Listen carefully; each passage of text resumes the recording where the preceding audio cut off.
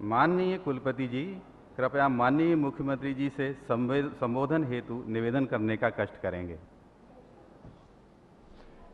माननीय मुख्यमंत्री महोदय, मैं आपसे अनुरोध करता हूं कि आप इस सभा को संबोधित करने की कृपा करें।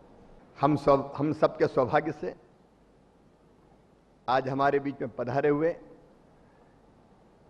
स्वर्ण जयंती दीक्षांत समारोह के मुख्य अतिथि भारत के महामहिम राष्ट्रपति परम श्रद्धेय प्रणब मुखर्जी साहब,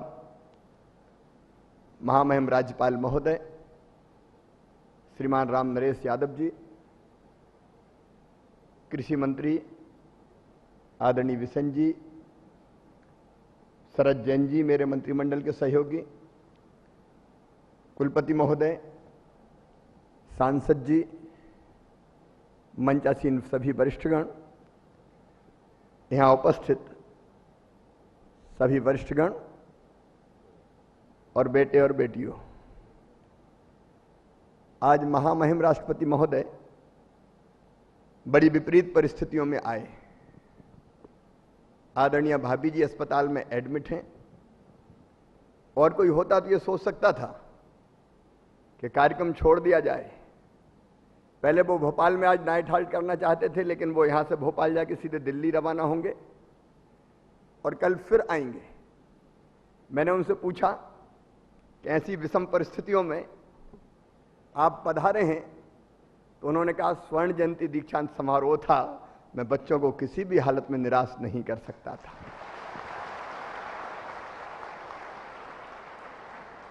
कर्तव्य निष्ठा के ऐसे उदाहरण बहुत कम देखने में आते हैं। वे बहुमुखी प्रतिभा के धनी हैं और भारत के राष्ट्रपति के पहले जो दायित्व उन्हें मिला वित्त मंत्री के रूप में, अनेकों बार मुझे जब मैं मध्य प्रदेश का मुख्यमंत्री के रूप में जाता था तो बिना किसी भेदभाव के उन्होंने प्रदेश को स्नेह, मुझे स्नेह, प्रदेश को अधिकार देने की सदैव कोशिश की है। ऐसे कर्तव्यनिष्ठ हमारे राष्ट्रपति जी का एक बार जोरदार करतल ध्वनि से हम सब स्वागत करें, तालियां बजा के स्वागत करें। सचमुच में मैं भी आपके बीच आके बहुत प्रसन्न और प्रफुल्लित हूं, और जब भांजे और भांजियों के बीच में जाने को मिल जाए तो मेरी खुशी का ठिकाना नहीं रहता। मेरा मन बच्चों का हो जाता, मुझे लगता है सबसे हाथ मिलाऊं, सबसे बात करूं। सचमुच में आज आप सबको शुभकामनाएं, उज्जवल भविष्य के लिए शुभकामनाएं। अनंत आकाश आपके सामने पड़ा है। अब ये केवल डिग्री लेने से काम नहीं चलेगा, इसका सार्थक उपयोग करना है, और उपयोग भी देश के लिए भी करना है, प्रदेश के लिए भी करना है। महामहिम मध्य प्रदेश ऐसा प्रदेश है कि अभी जब बता रहे थे हमारे कुलपति महोदय, देश की कृषि विकास दर 3 से 4% के बीच में है, लेकिन मध्य प्रदेश की कृषि विकास दर शायद दुनिया के सब राज्यों में सबसे ज्यादा होगी। इस साल 24.99%। इसके पहले 18.91% की विकास दर हमने हासिल की थी, और महामहिम के हाथों कृषि कर्मण अवार्ड मध्य प्रदेश पिछले साल भी आया, लास्ट ईयर भी लाया था, बिफोर लास्ट ईयर भी लेके आया था, और महामहिम आपके हाथों इस बार भी लेने का इरादा हमारा है। कृषि के उत्पादन में हम तेजी से आगे बढ़ रहे हैं।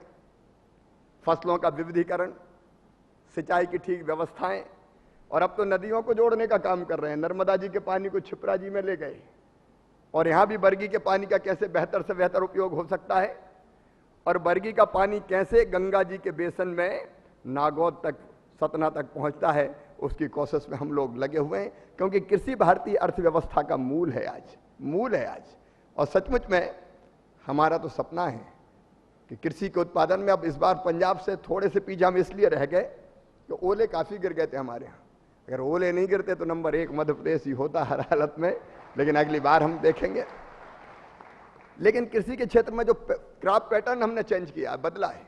हमारे आदिवासी क्षेत्रों में छिड़का धान बोते थे, हम का छिड़का धान से काम नहीं चलेगा, श्री पद्धति पे आइए, रिजेंट फेरो पद्धति, सोयाबीन के उत्पादन के लिए मक्का हमारे आदिवासी भाई बहन पैदा करते थे, हमने मक्के के दूसरा बीज, संकर बीज की व्यवस्था की, धान के क्षेत्र में लगातार, और ये सब काम आपके सहयोग से कर रहे हैं।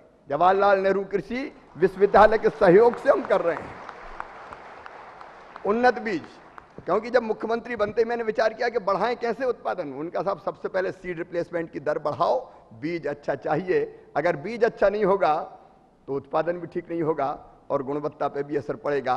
और लगातार ये अनुसंधान का काम कृषि विश्वविद्यालय जो हमारा जवाहरलाल नेहरू कृषि विश्वविद्यालय कर रहा है, उसके लिए मैं आपका अभिनंदन करता हूं, आपको धन्यवाद देता हूं। जो हमारे जितने भी प्रोफेसर्स हैं, साइंटिस्ट हैं, रिसर्च करने वाले साथी हैं, विद्यार्थी हैं, सच में अभी काम बहुत करना है।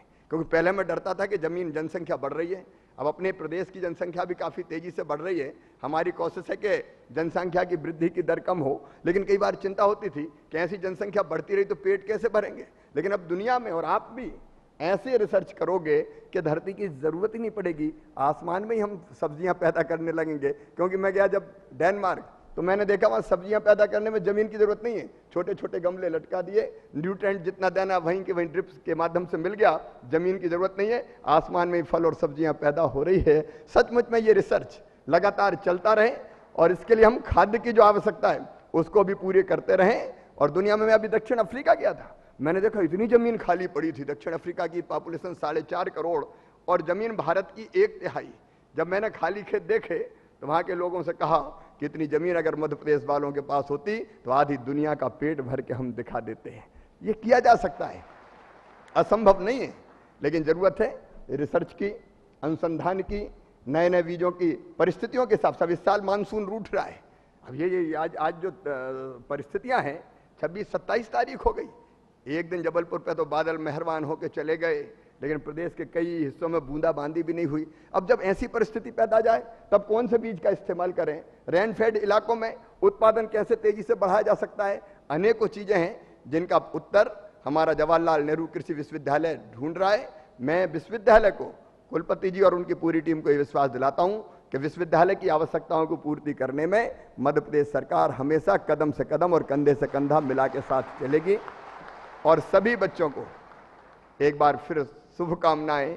तुम अपने आप को साधारण मानव मत मानना, महामहिम राष्ट्रपति जी के माध्यम से आपने उपाधियां धारण की है और स्वामी विवेकानंद के प्रदेश से आते हैं महामहिम राष्ट्रपति महोदय। स्वामी विवेकानंद कहते थे तुम केवल 3.5 हाथ के हाड़ मास के पुतले नहीं हो, तुम ईश्वर के अंश हो, अमृत के पुत्र हो, अमर आनंद के भागी हो, अनंत शक्तियों के भंडार हो। दुनिया में कोई काम ऐसा नहीं कि जो तुम ना कर सको, इसलिए निज को तू जान, जरा शक्ति पहचान, तेरी आत्मा में स्वयं भगवान है रे, कुछ बड़ा करके दिखाओ।